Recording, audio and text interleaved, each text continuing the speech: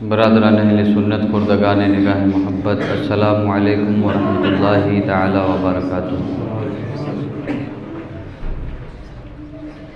अल्हम्दुलिल मुतवाहिदी बिजलालिहिल मुतफर्रिदी वस्सलातुहु दौमन अला खैरिल अनामि मुहम्मदी वल आलि वल अस्हाबि हुम मा वाया इंदा शदाइदी अम्मा बाद। फ़अऊज़ु बिल्लाहि मिनश शैतानिर रजीम। बिस्मिल्लाहिर रहमानिर रहीम। इन्नहु ला युहिब्बुल मुस्तकबिरीन। आमन्तु बिल्लाहि सदक़ल्लाहुल अज़ीम व बल्लगना रसूलुहुन नबियुल अमीनुल करीमुर रऊफ़ुर रहीम। व नहनु अला ज़ालिका लमिनश शाहिदीन व शाकिरीन वल्हम्दुलिल्लाहि रब्बिल आलमीन। या खुदा बहरे जनाब मुस्तफ़ा इमदाद कुन, या रसूल अल्लाह अज़ बहरे खुदा इमदाद कुन, या शहीद करबला या दाफ़िए करबो बला गुल रुखा शहज़ादा गुल मुस्तफ़ा इमदाद कुन। गौसे आज़म व मने बेसर उसामा मदद क़िबला दी मदद काबा ईमा मदद बगिरदाब बला उस्ताद कश्ती मदद कुन या मुईनुद्दीन चिश्ती। दिल की आतह गहराइयों के साथ नबी पाक साहिब लौलाक सय्याह अफलाक बाइस तख्लीक़ कायनात अल्लाह के महबूब दाना ग़ुयूब मुनज़्ज़हुन अनिल उयूब हुज़ूर अहमद मुज्तबा मुहम्मद मुस्तफ़ा सल्लल्लाहु ताला अलैहि व अला आलिहि व बारक वसल्लम के दरबार आलिया में झूम झूम कर दुरूद व सलाम का नजराना अक़ीदत पेश कर लीजिए। अल्लाहुम्मा सल्लि अला सय्यदिना व मौलाना मुहम्मद मादनिल जूदी वल करम व आलिहि व अस्हाबिहि व बारिक वसल्लिम। सलातुम व सलामुन अलैका या रसूल अल्लाह। बरादरान अहले सुन्नत, अल्लाह तबारक व तआला कुरान मजीद फ़ुरक़ान हमीद में इरशाद फरमाता है, इन्नहु ला युहिब्बुल मुस्तकबिरीन। बेशक अल्लाह घमंडियों को पसंद नहीं फरमाता, मगरूरों को महबूब नहीं रखता, मुतकब्बिर लोगों को पसंद नहीं फरमाता। रब तबारक व तआला ने कुरान मजीद फ़ुरक़ान हमीद के अंदर जा बजा घमंडियों, मगरूरों और मुतकब्बिरीन के ताल्लुक़ से वईदात सुनाई और उनके अंजाम को अपने कलाम के अंदर वाज़ेह अंदाज में ज़ाहिर फरमाया। अल्लाह तबारक व तआला ने तकब्बुर की कलाम मजीद के अंदर बुराई बयान फरमाई और अपने बंदों को मुतनब्बे किया कि तकब्बुर से दूर रहना अल्लाह तबारक व तआला मुतकब्बिरों को पसंद नहीं करता, क्योंकि ये सिफ़त बंदों की नहीं बल्कि ख़ुद रब तबारक व तआला की सिफ़त है। अल्लाह तबारक व तआला का सिफ़ाती नाम है मुतकब्बिर, तकब्बुर करने वाला। एक हदीस कुदसी में नबी पाक सल्लल्लाहु अलैहि वसल्लम ने इरशाद फरमाया कि तकब्बुर मेरी चादर है, जो इस मामले में मुझसे मुकाबला करेगा मैं उसे जहन्नम में डाल दूंगा। यह हदीस कुदसी है। नबी पाक सल्लल्लाहु अलैहि वसल्लम ने रब तबारक व तआला से सुनी और अपने बंदों को सुनाई, अपने ग़ुलामों को सुनाई।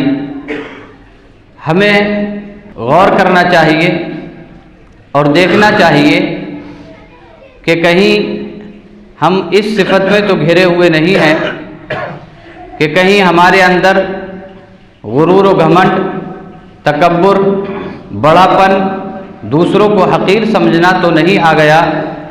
अगर ये सिफ़त अपने अंदर पैदा हो चुकी है तो जितना जल्दी हो सके इस सिफ़त से अपने आप को छुट्टी दिला लीजिए, वरना फिर कहरे इलाही के इंतज़ार में बैठे रहिए, और मुतकब्बिरीन को रब तबारक व तआला बख्शता नहीं है।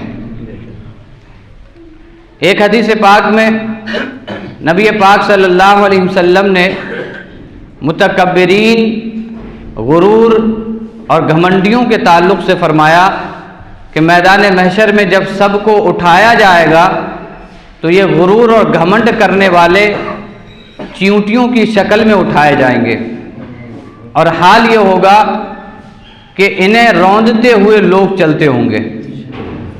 यानी रब तबारक व तआला मैदान महशर में सबके सामने घमंडियों को रुस्वा फरमा देगा। दुनिया का ये उसूल है कि यहाँ भी जो घमंड करता है उसका घमंड भी ज़्यादा दिनों टिकता नहीं है, जो गुरूर करता है उसका गुरूर भी ज़्यादा दिनों तक रहता नहीं है। एक दिन ऐसा आता है कि उसका गुरूर, उसका घमंड, उसका तकब्बुर भी मलियामेट हो जाता है। नबी पाक सल्लल्लाहु अलैहि वसल्लम ने एक दूसरी हदीस पाक में इरशाद फरमाया कि जिसके दिल में राई के दाने के बराबर तकब्बुर होगा, अल्लाह तबारक व तआला उसे जन्नत में दाखिल नहीं फरमाएगा। आप अंदाज़ा कर सकते हैं कि तकब्बुर कितनी ख़तरनाक बीमारी है कि हुजूर सल्लल्लाहु अलैहि वसल्लम ने इरशाद फरमा दिया, राई के दाने के बराबर भी अगर तकब्बुर है तो अल्लाह उसे जन्नत में दाखिल नहीं फरमाएगा। एक सहाबी रसूल खड़े हुए, अर्ज़ किया, या रसूल अल्लाह, मैं पसंद करता हूँ कि मेरा अच्छा लिबास हो, अच्छे जूते हों, अच्छी पगड़ी हो, मैं पसंद करता हूँ कि मैं अच्छा खाऊं, तो क्या ये किब्र में आता है? क्या ये तकब्बुर में आता है?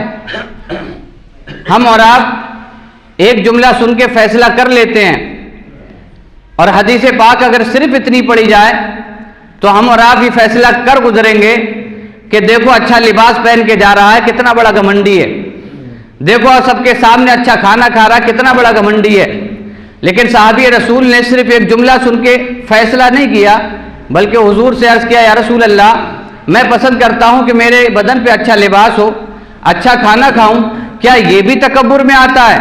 तो हुजूर सल्लल्लाहु अलैहि वसल्लम ने इरशाद फरमाया, ये चीज़ तकब्बुर में नहीं आती, बल्कि अल्लाह जमील है और जमाल को पसंद फरमाता है। अल्लाह जमील है, खूबसूरती को पसंद फरमाता है, और अल्लाह ये चाहता है कि जिस बंदे को मैं नेमत दूं उस नेमत का असर मेरे बंदे पर दिखना चाहिए। हदीस पाक से ये बात क्लियर हुई कि ये तकब्बुर नहीं है। अच्छा लिबास पहन लेना तकब्बुर नहीं, अच्छी पगड़ी बांध लेना तकब्बुर नहीं, अच्छे लिबास से अपने बदन को ज़ेबतन कर लेना तकब्बुर नहीं, अच्छा खाना खाना तकब्बुर नहीं, अच्छी गुफ्तार रफ्तार रखना तकब्बुर नहीं। फिर तकब्बुर क्या है? आइए हदीस पाक ही के हवाले से तकब्बुर की तारीफ भी सुन लीजिए।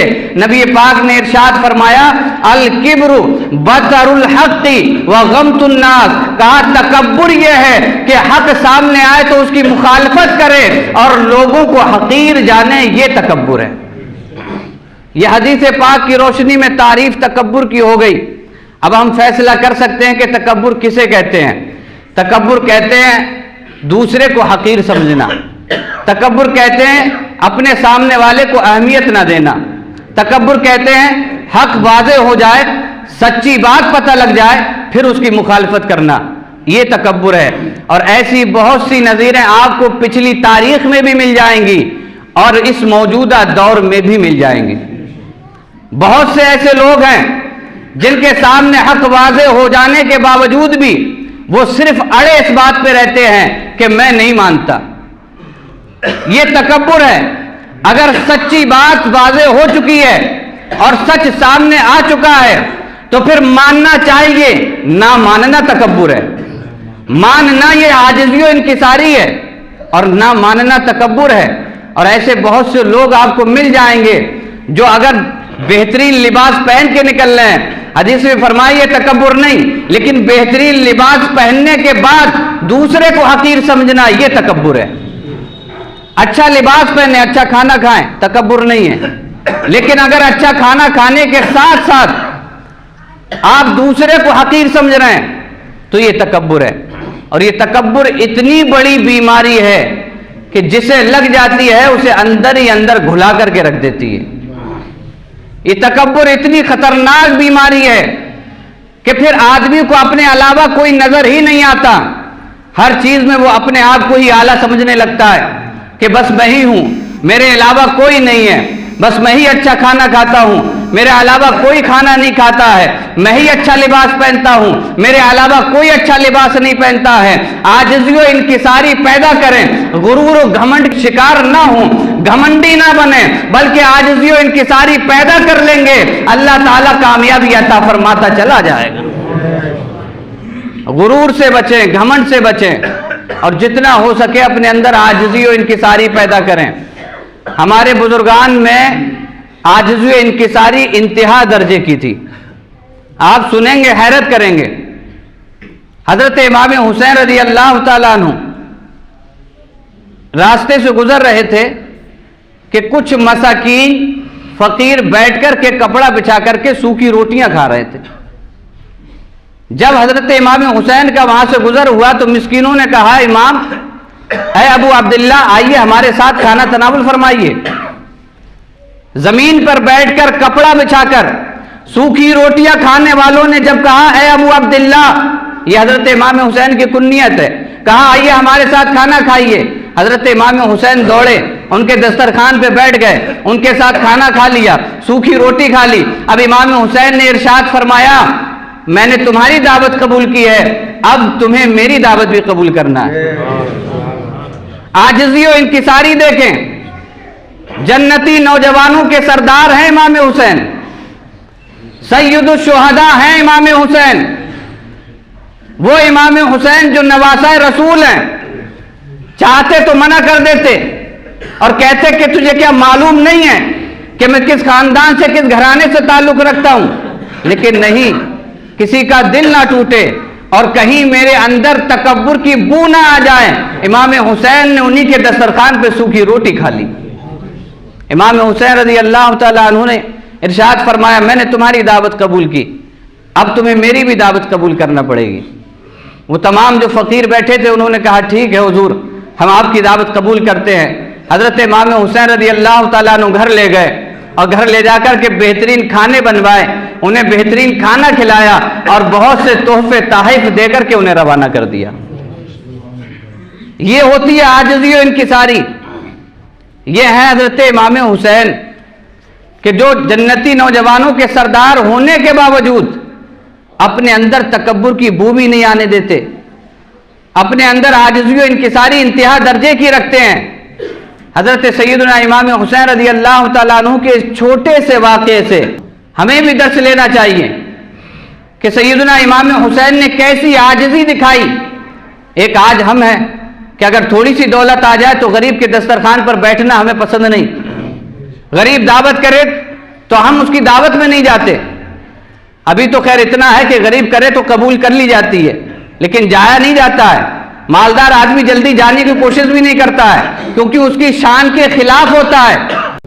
और खाना बेहतरीन नहीं था दस्तरखान पे सूखी हुई रोटियां थी। हजरत सैयदना इमाम हुसैन रज़ी अल्लाह तआला अन्हु से हमें और आपको आजिज़ी और इंकिसारी सीखना चाहिए। हमने बहुत से लोगों को देखा है कि अगर थोड़ी सी दौलत या थोड़ा सा इल्म आया या थोड़ी सी नॉलेज आ गई या निज़ाम शरीयत, कानून शरीयत पढ़ के उर्दू दा बन गए, चंद मसाइल सीख लिए, तो किसी को अहमियत देना ही गवारा नहीं करते, कुर्सी छोड़ना ही गवारा नहीं होती। अपने अंदर आजिज़ी और इंकिसारी पैदा करें, बड़ों का अदब, छोटों पर शफकत करना सीखें, ऐसी आजिज़ी इंकिसारी पैदा करें। हजरत उमर बिन अब्दुल अजीज खलीफा राशिद, हजरत उमर बिन अब्दुल अजीज हाकिम वक्त, चराग जल रहा था, कुछ लिख रहे थे, पास में एक मेहमान बैठा था। चराग का तेल खत्म हुआ, चराग गुल हो गया। मेहमान ने कहा, हुजूर हुक्म फरमाए मैं तेल डाल दूं। हजरत उमर बिन अब्दुल अजीज ने फरमाया कि मेहमान से खिदमत नहीं ली जाती है, मेहमान से काम नहीं लिया जाता है। अब वो मेहमान ने कहा, तो ऐसा करें हुजूर, ये पास में जो गुलाम सो रहा है आपका, इसे उठा देता हूं, ये आपके चराग में तेल डाल देगा। तो आपने इरशाद फरमाया ये गुलाम अभी सोया है और पहली नींद सबको प्यारी होती है, पहली नींद में इसे ना जगाओ, अभी सोया है। हजरत उमर बिन अब्दुल अजीज उठे, चिराग के लिए तेल लेकर के आए, चिराग में डाला, चिराग को आग लगाई, यानी उसे जलाया, रोशन कर दिया।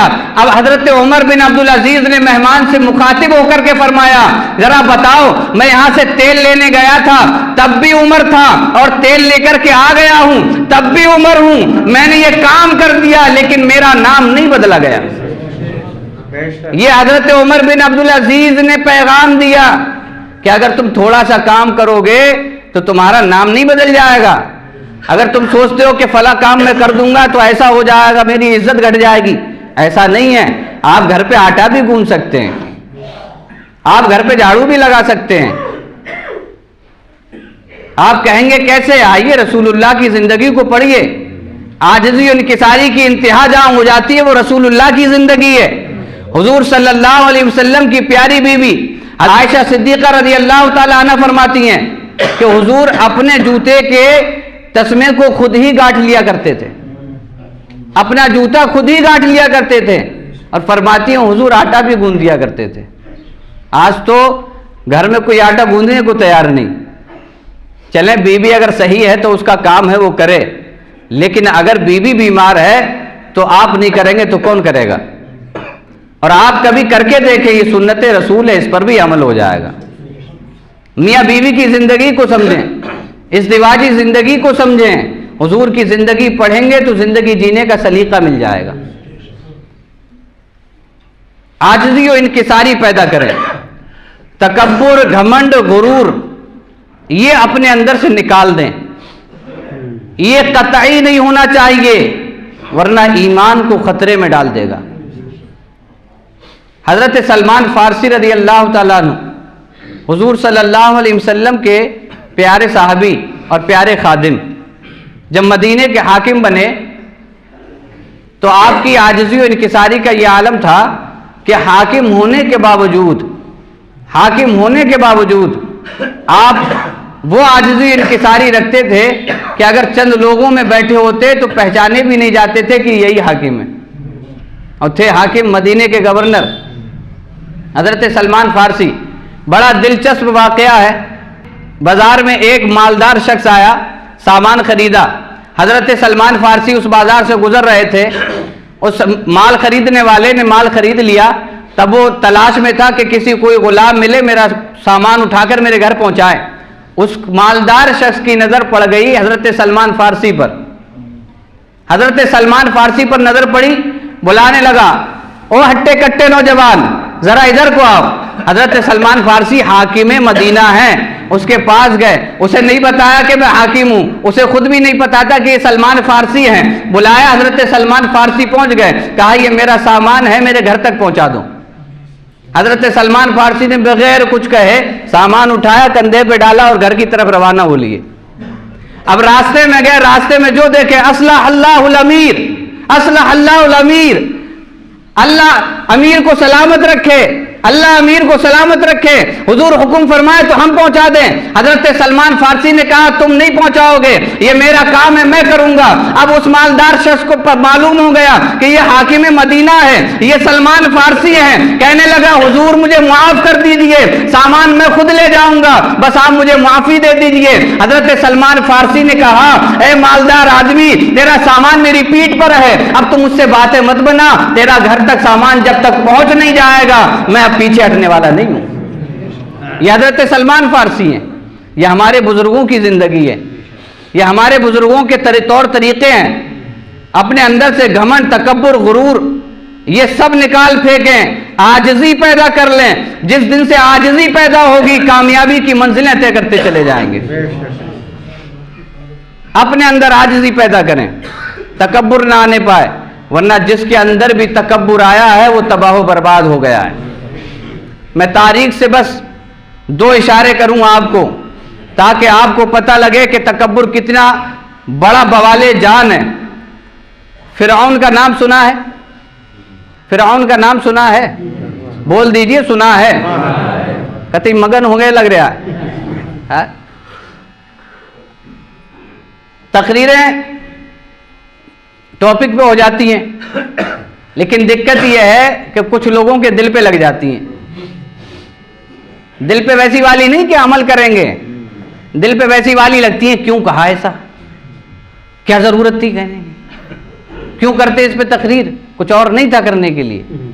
ये भी बड़ा दिक्कत आने लगी है। अब तो तकरीर करते हुए भी सोचना पड़ता है कि बोलें क्या, कहीं ऐसा ना हो बेनमाजी के ताल्लुक से बोल दिया तो बेनमाजी गुस्सा हो जाए।